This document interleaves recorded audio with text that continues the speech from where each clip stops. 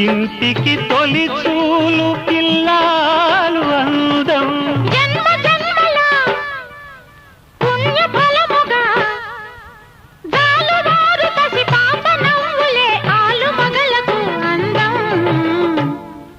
ఇది చెరగని ప్రేమకు శ్రీకారం, ఇది మమతల మేడకు ప్రాకారం. పండిన కలలకు శ్రీరస్తు, పసుపు కుంకుమకు శుభమస్తు. కనివిని ఎరుగని అనురాగానికి